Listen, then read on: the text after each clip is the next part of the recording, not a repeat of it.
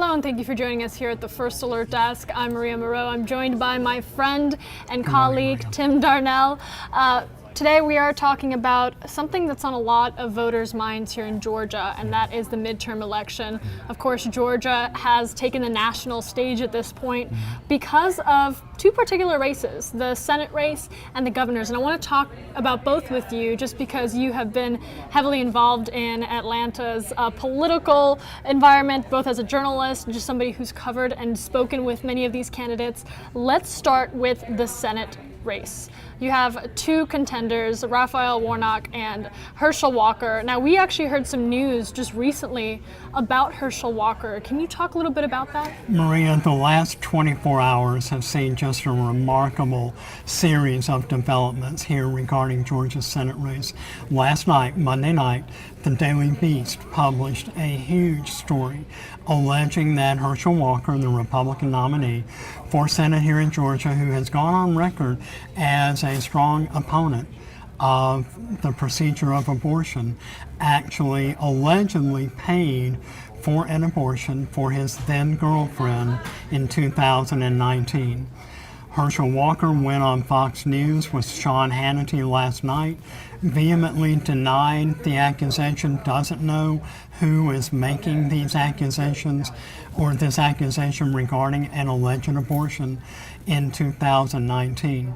At the same time, Herschel Walker's son, Christian Walker, who is Walker's son by his marriage with Cindy Grossman, that lasted for about 20 years before ending in divorce, has really just gone on Twitter after this report was published by the Daily Beast, really denouncing his father's candidacy, saying his father is a hypocrite, a liar, a serial domestic abuser, a lot of very serious allegations. And this is coming exactly 100 days, 5 weeks ahead of Georgia's historic midterm elections on November 8th. It's been many years since we've seen this number of serious allegations and developments happen in a Georgia political race of any kind in many years that I can recall. And let's talk about that word, historic. Why is this race at this time here in Georgia so consequential to where we're going as a nation politically? Because of the extraordinary circumstances that we've seen over the past 2 to 4 years. In 2020, Raphael Warnock, who Walker is challenging this fall, won a special election against Kelly Loeffler. Kelly Loeffler was appointed by Governor Brian Kemp to fill out the unexpired term of Republican Senator Johnny Isakson. Well-regarded conservative Republican here in Georgia, sterling reputation, but he resigned because of health reasons. Governor Brian Kemp, as was his constitutional authority, appointed an interim for that seat, Kelly Loeffler. Right. Very well-spoken, wealthy, conservative Republican businesswoman here in Atlanta and Georgia. Raphael Warnock had never sought public office before, ran a very strong campaign in 2020, was able to defeat an incumbent senator who had never been elected before at all. Now Warnock is seeking his first full 6-year Senate term.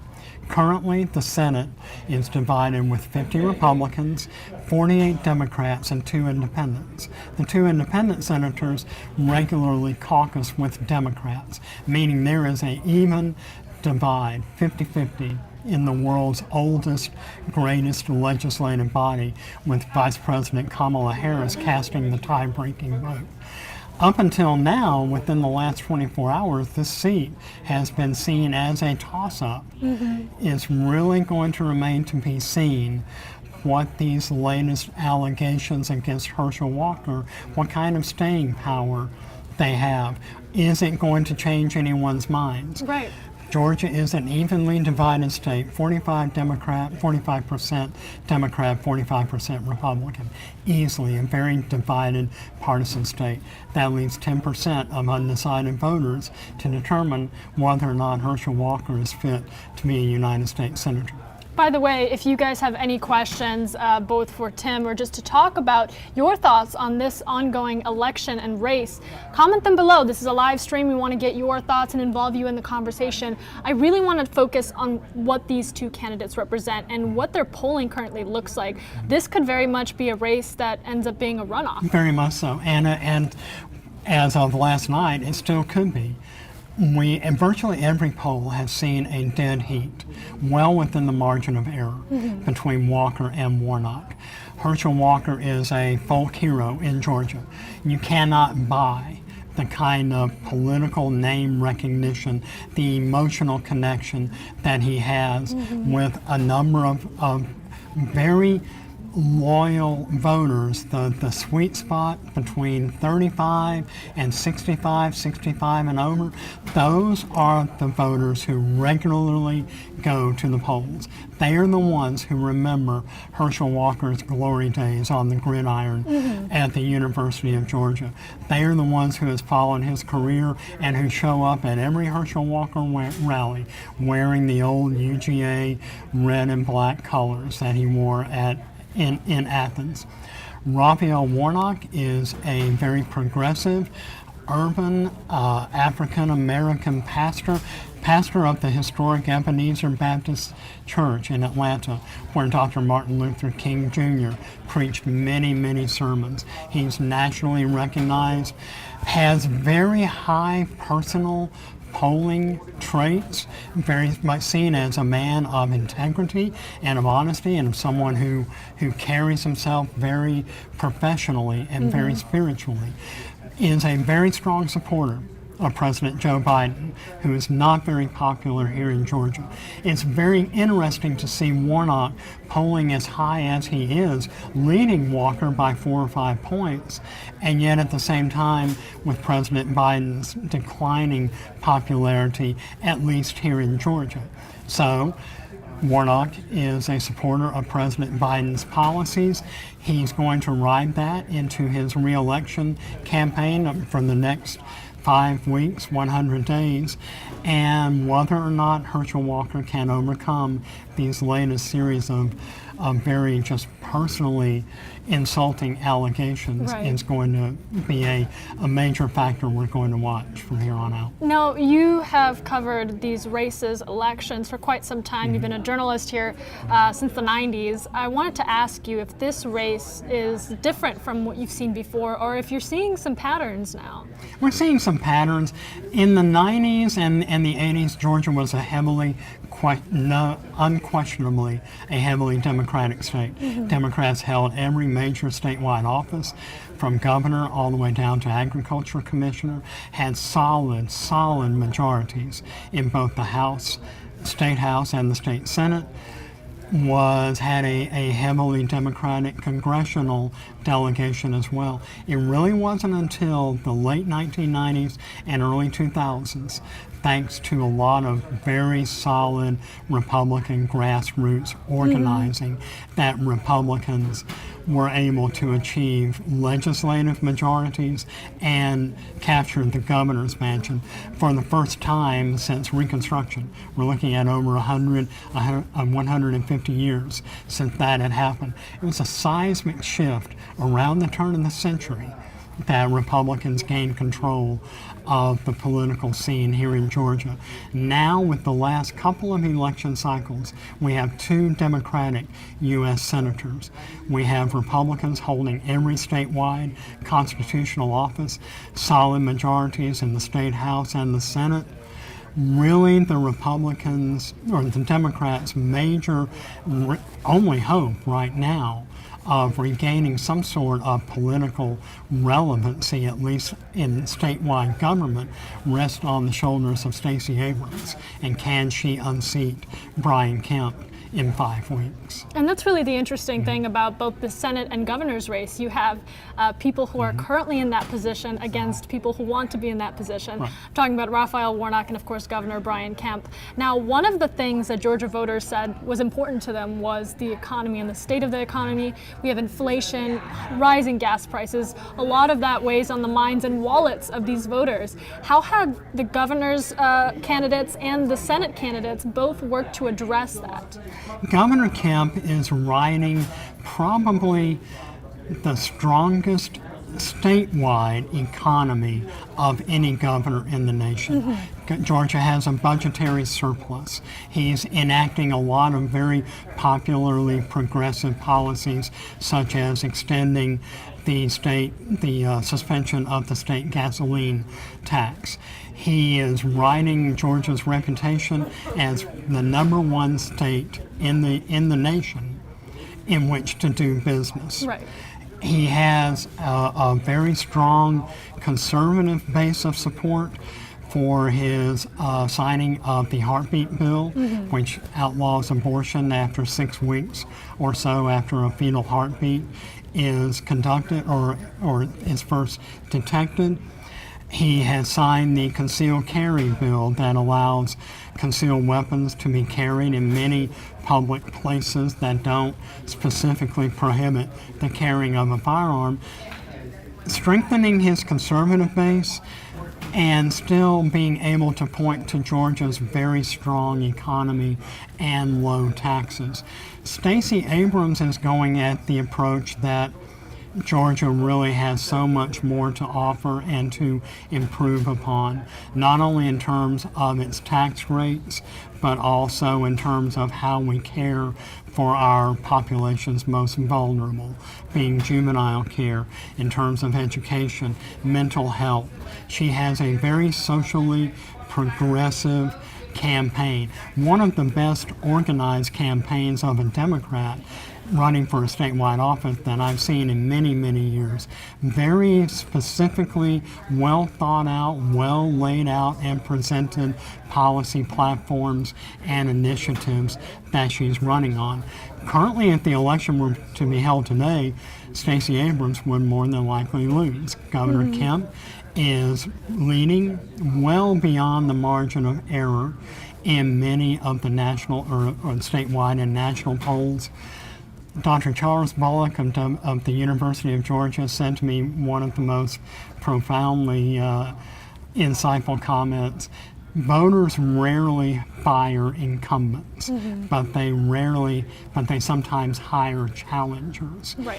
Challengers have to convince voters that there is enough of a reason to change in order to earn an election. Whether or not Stacey Abrams has done that so far, it's kind of doubtful. She has 5 weeks to turn it around. We have 2 debates coming up in a couple of weeks. She'll need to perform very strongly, and she's relying on a lot of between 500,000 and almost 1 million newly registered voters in Georgia since the last time she sought this office 4 years ago. And let's talk about that. 4 years ago, the race was tight. That's what a lot of people say. Is it almost, we can say that, Georgia essentially voted in 2018 between these 2 candidates, and that was the choice they made. Now, does that predict what we can see in November, or is the game completely changed from what we saw 4 years ago? It's a little different because 4 years ago, Kemp and Abrams were running for an open seat. Neither of them were the incumbent. Governor Nathan Deal was constitutionally prohibited from seeking a 3rd term. So this is an open seat. Kemp was Secretary of State. Stacey Abrams was a Metro Atlanta lawmaker in the State House and House Minority Leader. Neither of them really had a record of high-profile accomplishments or achievements to run on. 4 years later, Governor Kemp has a very strong record. Agree, disagree, the record is there. He is exactly what he says he is, a social conservative with an eye toward populist type measures such as suspending the state's gasoline tax. He is a vocal opponent of President Biden. Stacey Abrams has been out of office for almost 5 years. Really has spent a lot of time fundraising, building up her national platform. In 2019, she delivered the Democratic response to President Donald Trump's very first State of the Union address. Got very high marks for that speech. Very well spoken, very articulate, ambitious, very much so. She has gone on record as saying she would envision herself as a White House candidate in some time before the end of this decade. So Brian Kemp is going to use that ambition against her. We've seen some television advertisements where he is basically saying that Stacey Abrams will be a governor for the quote-unquote liberal elite, not quote-unquote hardworking Georgians. A lot of differences between this race and 2018. 2018 was decided by 55,000 votes, I believe. Brian Kemp really just needs to carry every county and do a little bit better than he did in 2018 for him to win. And we talk about what we saw in the primaries. Stacey didn't really have anybody to run up against. That ticket was solidified. But Governor Kemp, he won that primary seat. Does that indicate his favorability among Georgians and what we can see in the midterm election this November? Yeah, I think so, because he was facing a challenge from former U.S. Senator David Perdue, who was a very strongly supported by President Donald Trump. If I were Democrats, I would be paying Donald Trump to come to Georgia between now and November 8th, just in order to resurrect some of the negative feelings that some Trump voters may have toward Brian Kemp. Right now, the ex-president doesn't really seem to be too much of a factor. But the fact that Brian Kemp was able to win not only the primary, but to win by the solid margin that he defeated David Perdue, a lot of people were very surprised at that. A lot of folks thought Perdue would run a much stronger campaign. But even Donald Trump himself kind of saw the writing on the wall in the campaign's final days and chose not to make a personal appearance for David Perdue, but to do something virtually, as I recall. So now we have Brian Kemp, who survived what could have been a very divisive, very bloody GOP primary, coming out of it unscathed and in a very strong position as he's riding what now appears to be a pretty good wave, a pretty strong wave toward re-election in November. And let's talk about November. I'm going to read off some dates. So it's Tuesday now. We are exactly 5 weeks from the midterm election, something we're all going to closely follow. But in just 2 weeks, early voting begins. So we can start seeing some of those numbers coming in sooner rather than later. And then those two debates you brought up. Do you know, I'm sure you don't know the specific questions that are going to be asked, but based on just following the political climate here in Georgia, what are some of the major topics that we can expect in those debates? Brian Kemp will bring up Stacey Abrams' support of President Joe Biden. He will point to the fact that his state was one of the first to reopen, very seemingly without very much of a negative impact during the pandemic, while Stacey Abrams was calling for more government lockdowns and impositions. He will point to Abrams' support of President Joe Biden's economic platform. He has already popularized the phrase, the Biden-Abrams economy. He will point to his record as a conservative governor who is friendly to business, to populist measures like suspending the state's gasoline tax, to really reiterate his connections to what he calls grassroots, hardworking Georgians. Stacey Abrams will heavily criticize Brian Kemp and the Republican Party for the heartbeat bill. That has become a national issue. It was destined to become a national issue when the Supreme Court overruled Roe versus Wade several months ago.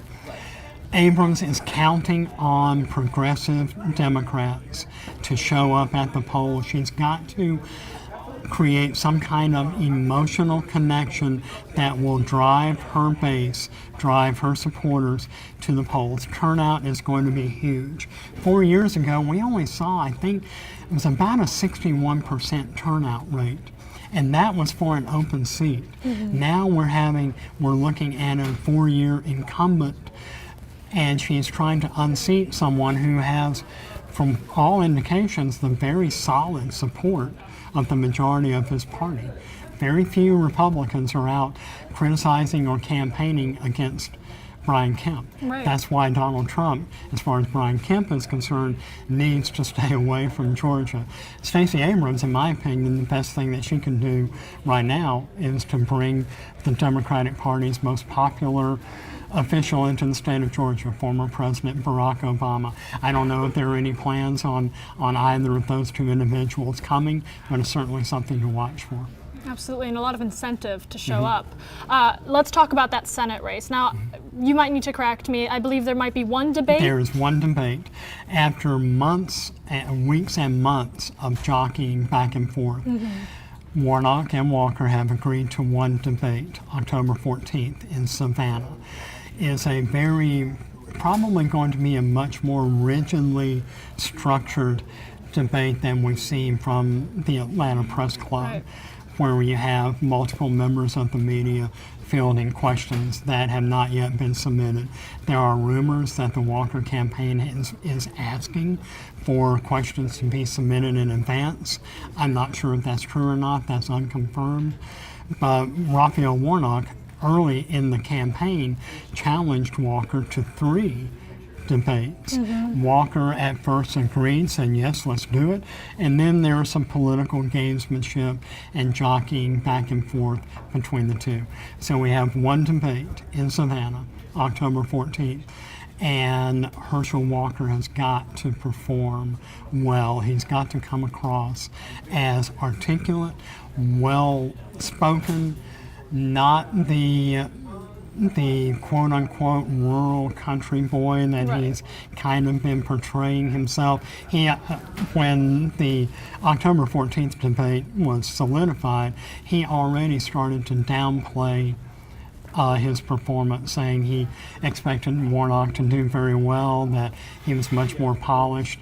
And so now if Walker comes across well, that's going to be seen as a win for him because he's downplaying expectations. And the stakes are different for Raphael Warnock, who now has to bring up, the abortion news that we heard, the accusations that he's been making, and really hone in on that. But is there something in his current seat that he's been doing maybe over the past 4 years that could hurt him in this debate, that could be brought up? What is his major focuses, both against Herschel Walker and just to assure Georgia that he can continue leading this state?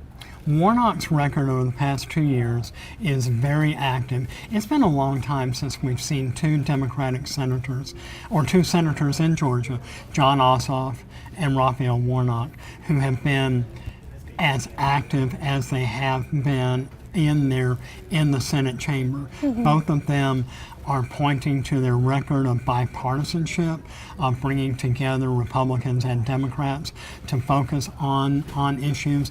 Warnock, over the weekend, I believe, said that the Hyundai plant in Georgia, in southern metropolitan Savannah, needs to have a little bit more of a lenient tax break or structure in order to make that plant happen. So Warnock has done a nice job portraying himself as business friendly, employer friendly, and yet very socially progressive. Very much of a pro-choice, anti-government regulation, regulatory approach in terms of abortion, and he has a pretty solid record. Warnock doesn't have that many personal negatives. Walker has got to hit him the same way that Kemp has to hit Abrams, with his support of President Joe Biden's economic policies and social policies as well. Absolutely. Tim Darnell, I want to thank you for your time, expertise. You've been doing a phenomenal job over the past several weeks just talking to experts, and we're going to have more on that on our website, atlantanewsfirst.com.